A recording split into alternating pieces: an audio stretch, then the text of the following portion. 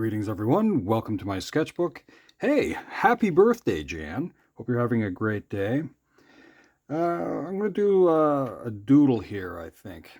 So, a few days ago, I heard that the actor uh, Sam Neill had passed away.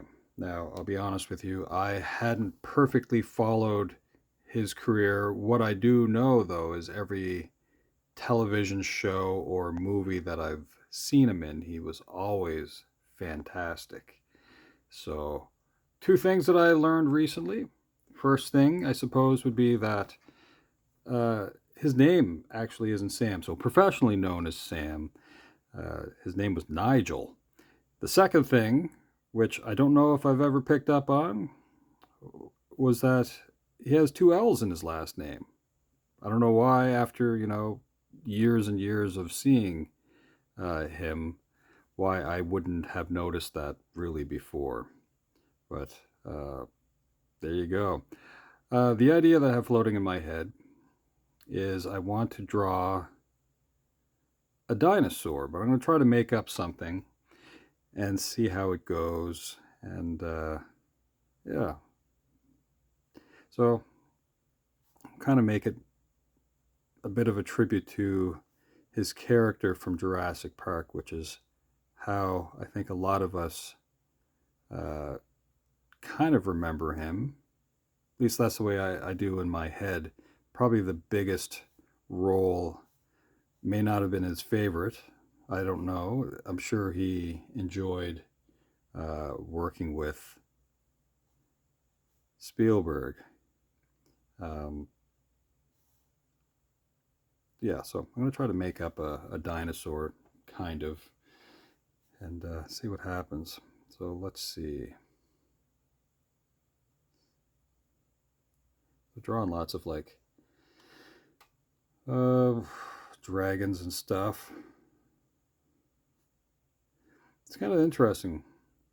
When that movie came out, there was a theory of sorts that dinosaurs might be slightly more related to uh,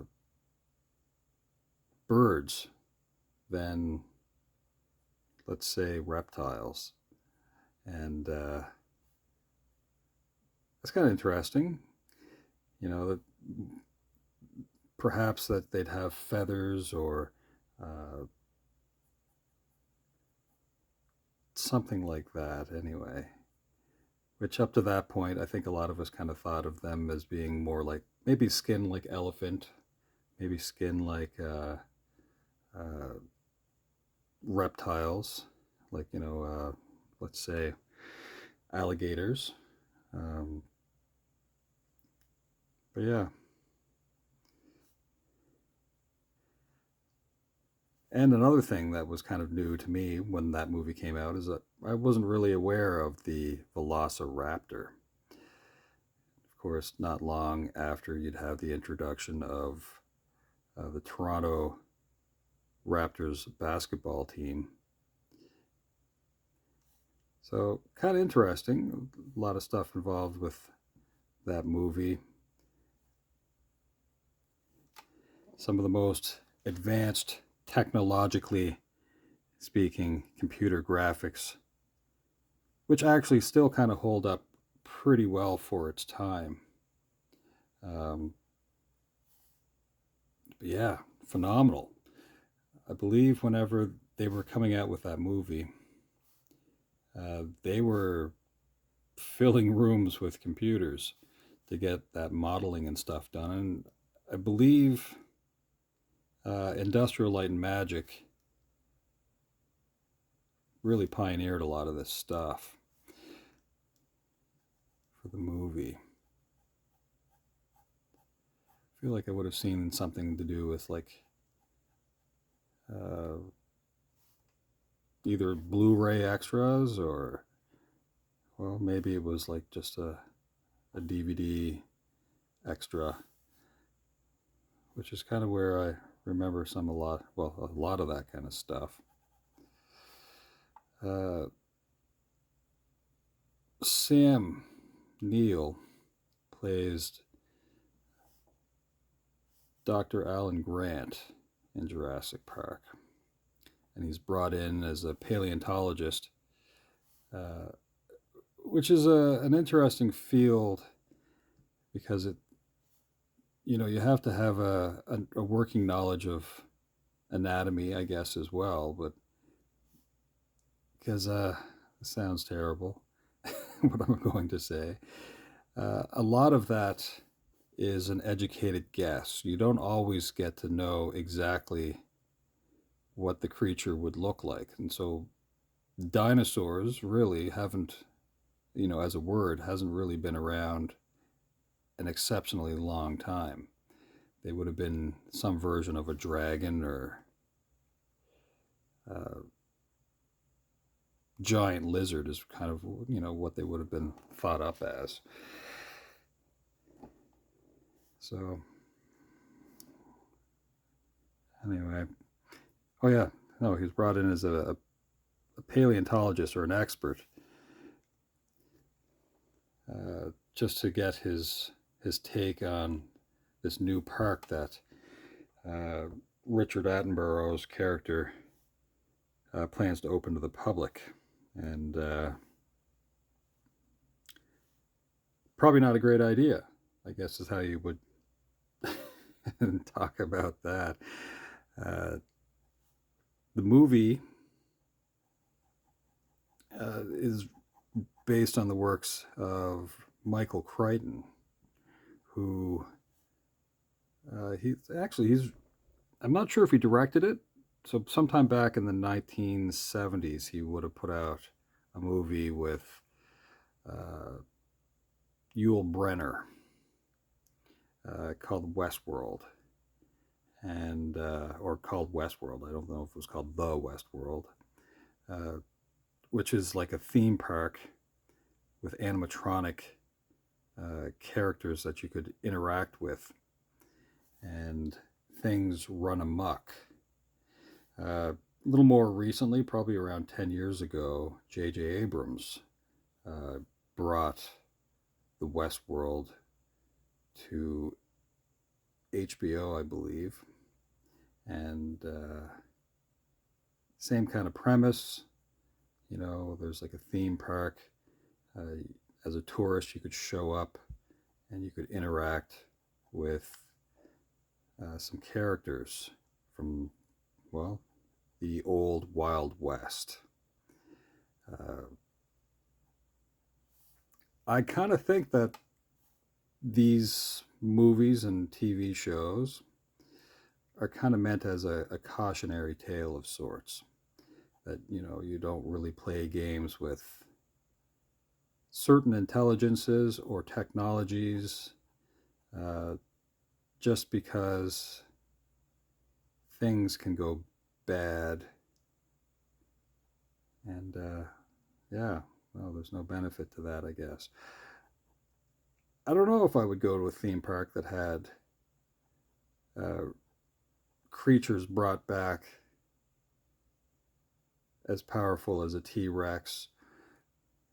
Like, those kind of movies or those kind of TV shows, you're just like,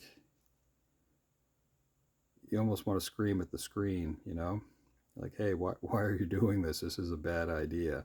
But like I said, it's kind of like a cautionary tale like thing that you would get these warnings, like, don't do this. This is not really smart.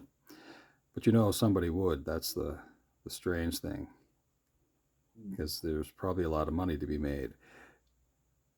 The other thing, and I don't want to ruin anything with the Westworld TV show especially, would be the concept of bringing back people.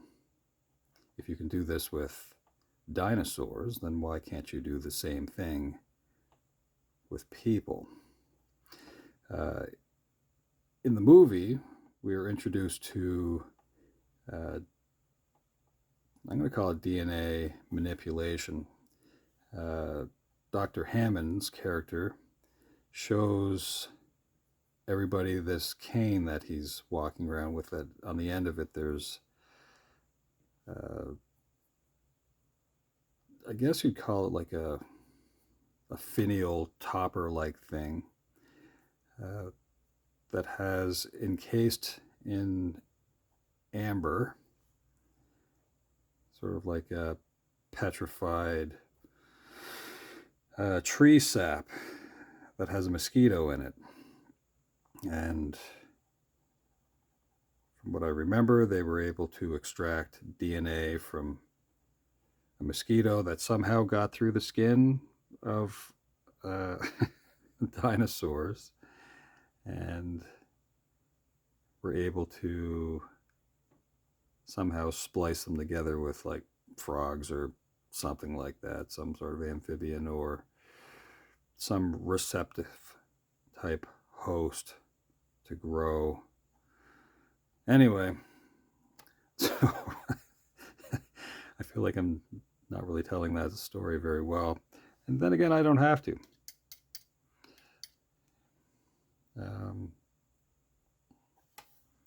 What's the plan here now? Let's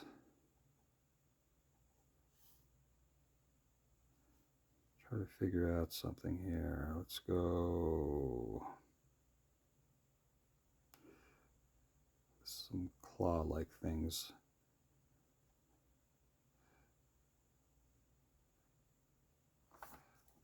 I'm going to move this up just a little bit.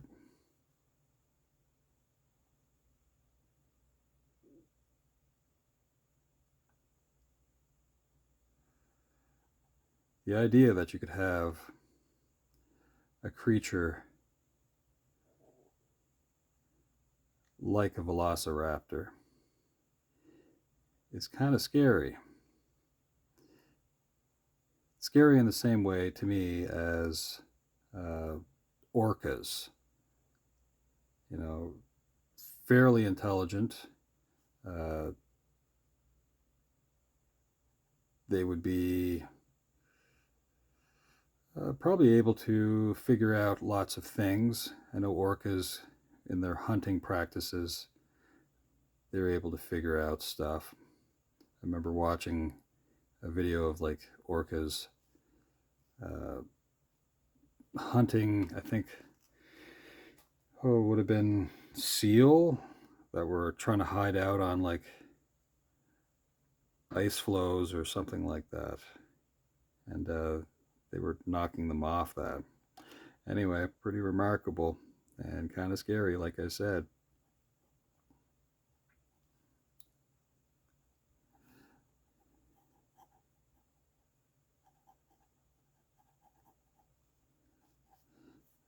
Let's see. I do believe there's pockets on that side and on that side. Let's go with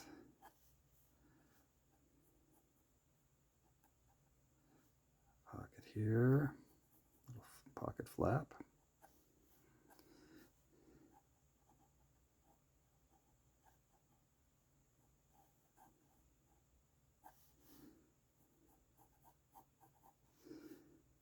I do wonder if it's possible that certain dinosaurs existed at the same time as people. Now that could be the woolly mammoth, of course, would have existed not that long ago. Some would say somewhere around 10,000 years ago you might have still had them. But I mean, like, you know, creatures that are a little more like this.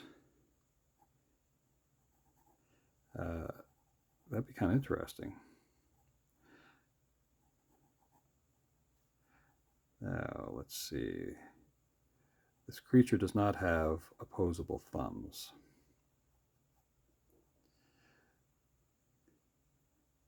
And I'm trying to figure out a palm of sorts. And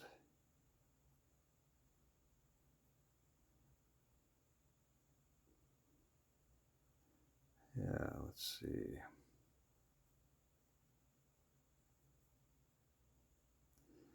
How do you hold things?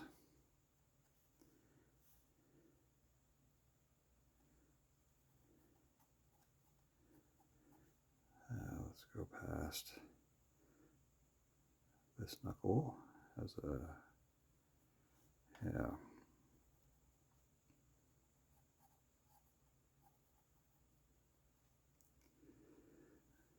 I do wonder about that kind of stuff.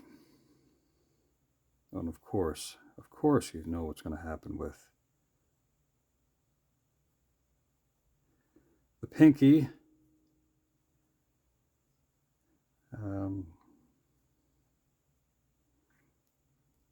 Again, I don't know why I like to do this. I just think it's funny. It's the elegance, I guess.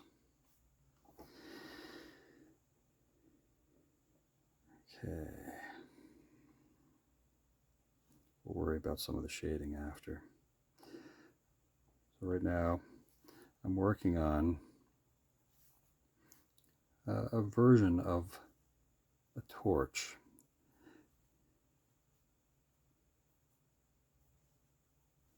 And I want that to be high enough that we don't have to worry about burning our hands. Now, making a torch, you would need something that would burn slow, but not necessarily consume the stick itself.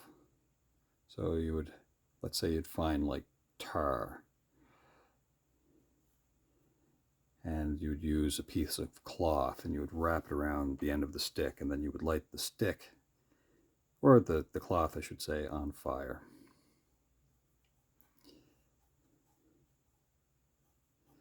Now, fire is always kind of a fun thing to draw. At least I like to do it kind of in a fun way.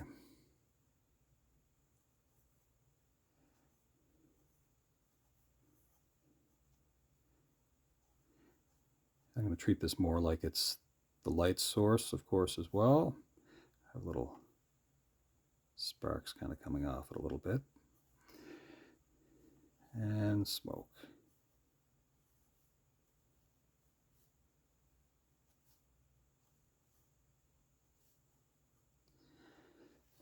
So I think that's the main part of this drawing.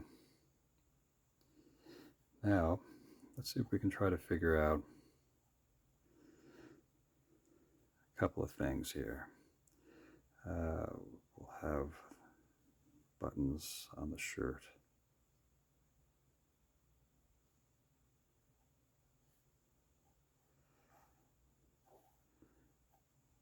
Now, Sam Neill also played Merlin on a TV show. That was pretty cool.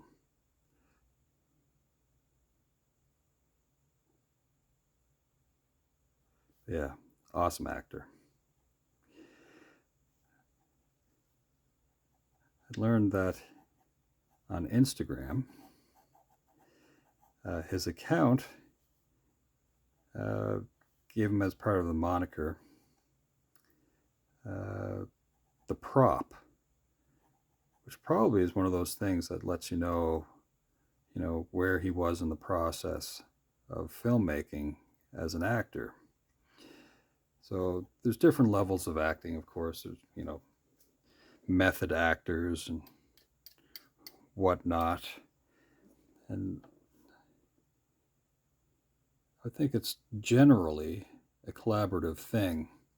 You're asked to do something, and then you do it, and then sometimes you're so much into the character you could say to the director, yeah, I don't think my character would do that sort of thing.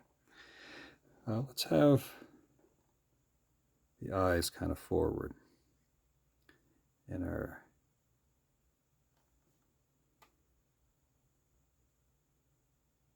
dinosaur. I want there to be kind of a little more of a smile, but not really a smile. I don't want him to be sinister either. But we got to have teeth. So let's just have a little bit of teeth since the mouth isn't open.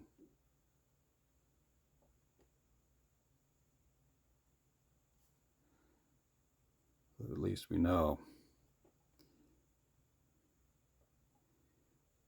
He can snack if he needs to. Now, flame here. Let's add a little bit of shade to that side. Probably not going to work its way past the snout.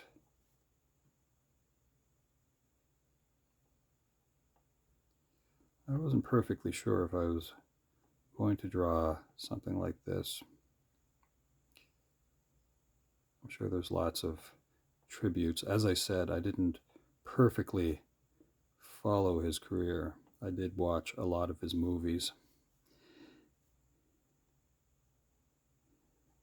but I don't know if I've ever said, oh, hey, you're going to go see that new Sam Neill movie. It was more like, hey, I heard this is a really good movie. Oh, and Sam Neill's in it. If that makes sense. You know, like sometimes I would forget that,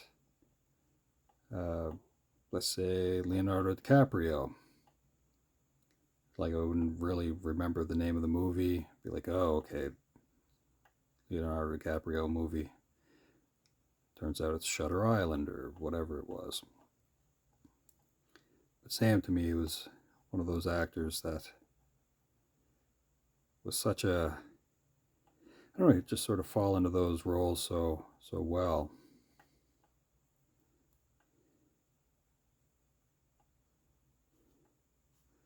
So right now I'm just trying to create some shade more on the right side.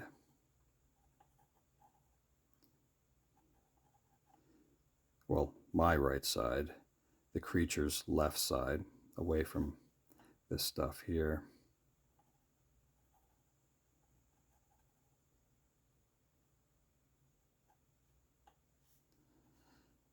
A little bit on the hat up here.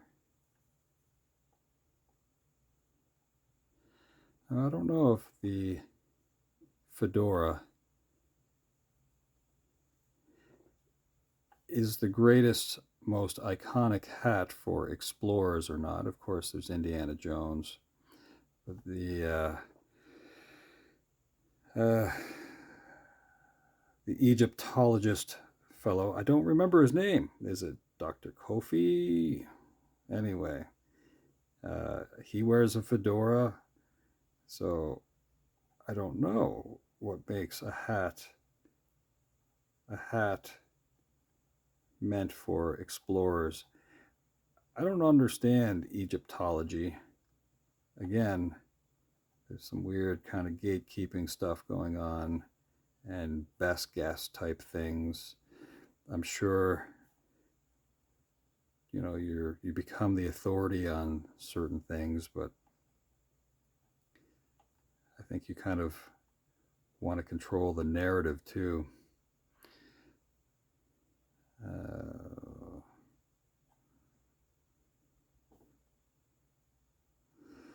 I think for fun with this creature, I'm going to add a little bit of color to it. And I'm going to use the bunny pen because that's fun. Red for this kerchief, the hanky thing that Dr. Alan Grant wears. I remember seeing that movie in the movie theater and just thinking, like, if you didn't know, and if they shot this a little bit differently, like as if it was a documentary, totally believable.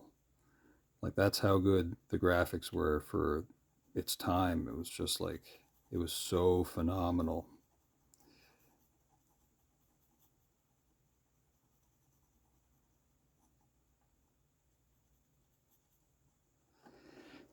So a little bit of red there. Let's go with a little bit of blue. And I'm going to kind of scribble it in, keeping this side light. Because I'm going to try to add a little bit of yellow up here. And yeah, we'll see how that goes. But I want there to be hints of color.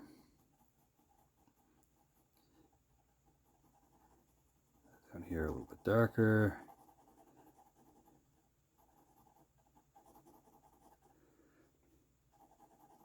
The light from fire travels a little bit differently than modern light. Now, I don't know if I can break down the lumen aspect of that.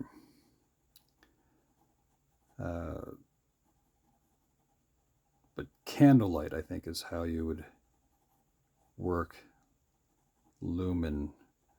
So yeah, off the top of my head, I don't know if I remember that perfectly. I don't like giving you too much bad information like I did with the Little Woman books that I've never read. The movie that I saw 30 years ago. So again, I apologize for that. I didn't plan on talking about that. I didn't remember all the sisters' names or the author. Let's see here. Go with a bit of brown here. And just sort of drift that in, and then I'll darken in a few other spots. Let's go roughly to here.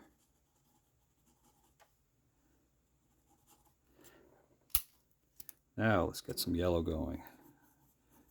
Some of this flame works. I'm going to keep it kind of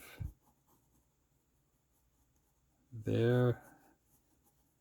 Let it stay light on the outside. A little bit through that. But over here, we're going to illuminate some parts of that facial feature.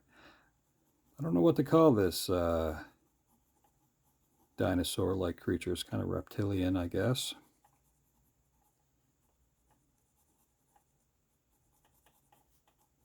It's not really a raptor, but I think it probably has a bit of the features of the velociraptor. You imagine meeting up with one of those.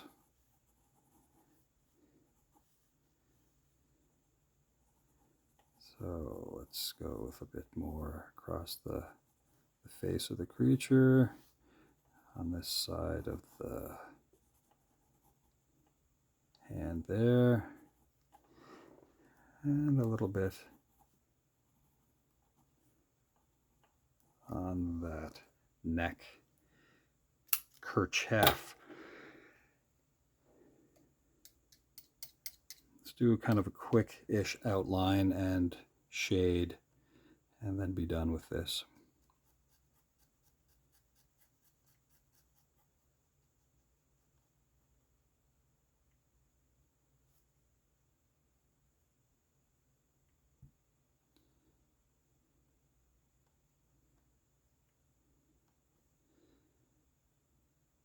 Now, on the day that he passed, now I don't know if I heard it somewhere without knowing I heard about it, but I was walking around and I started whistling the theme of Jurassic Park, and someone said, "Oh, is that because you heard that that actor had passed?" And I was like, "Who passed?" I had no idea. And so then they told me, and I had to piece it together for a moment. It's like, oh no, I had no idea. So I don't know if I heard something on the radio, or I just wasn't really paying attention, or what happened. Let's go with a bit of shade underneath there. So the fingers are kind of blocking that.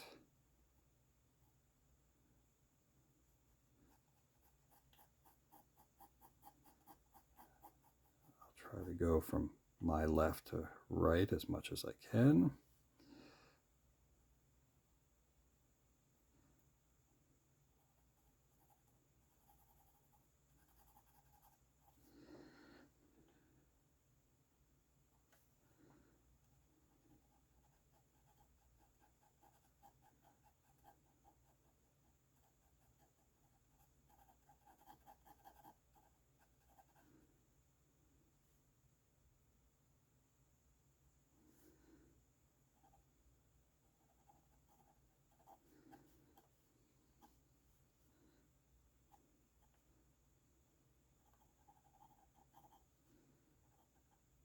Kind of interesting. Over here, like I said, a bit more shade.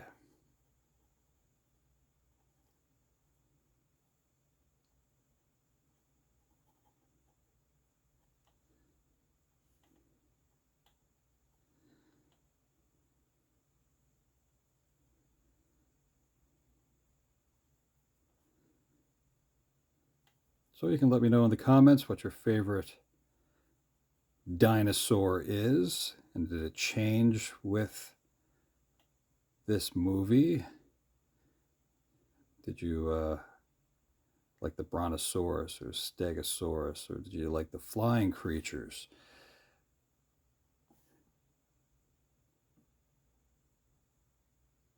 Which I think is, yeah, anything in the sky. I'm telling you, that's something that you got to be aware of. Which is why I wonder about whether or not these creatures existed at the same time. As I said, I've seen eagles in person, and they are a frightening machine as far as living creatures go. So I can't imagine, something with a 20-foot wingspan scooting over my head. I don't know if I need that in my life. Just a giant gliding monster of sorts. But, can you really call it a monster if it's just trying to live its life? Well, yeah, I guess you could. Let's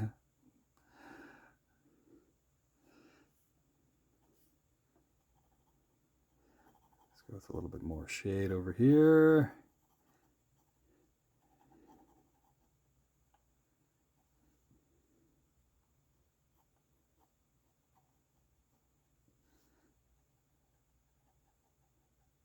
A little bit of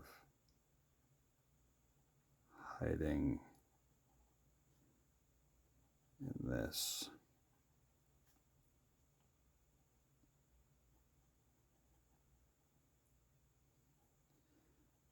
Let the hand be a bit more prominent.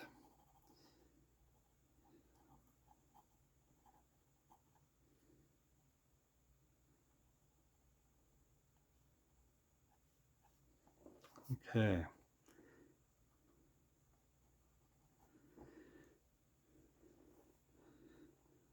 Now let's go to the face and see if we can add a bit of detail there. And we'll kind of wind this down.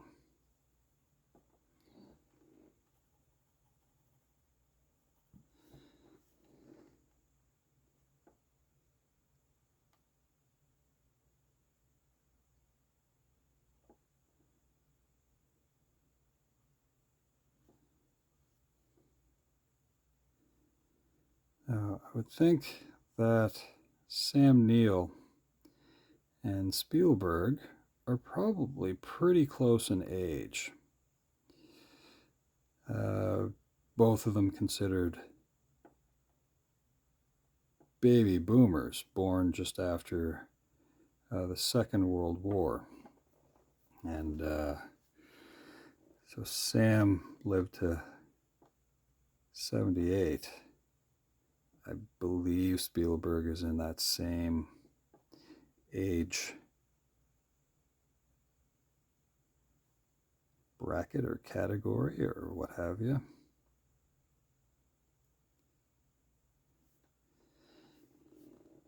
Remarkable talent.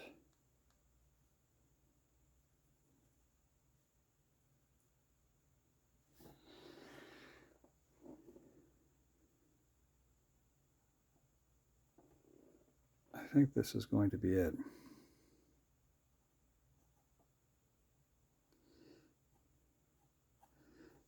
Just some minor little flicks of stuff now.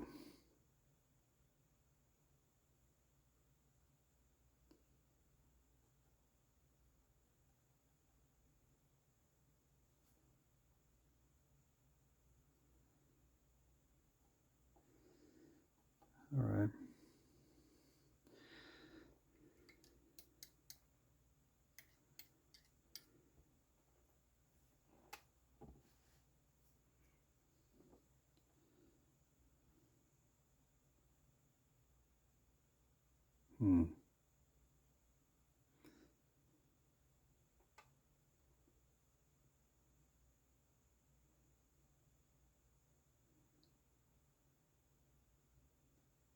As I said, a couple of things about his name. Professionally known as Sam. Actual name, Nigel. But of course, if you didn't know him by Nigel, you wouldn't call him by that. You'd go by his professional name, much like if you met, Elton John or Sting. And yeah, his last name, Neill.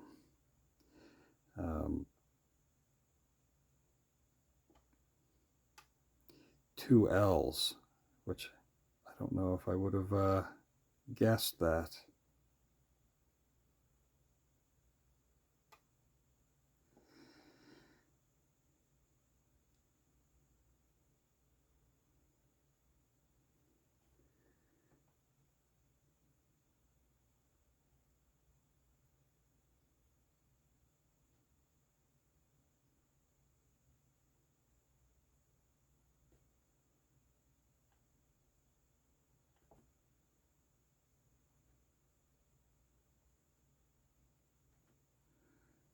All right.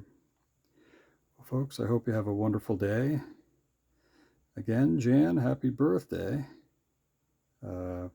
Also, well, Joe Satriani, happy birthday, Joe. We'll see you again. All right, folks. Ciao for now.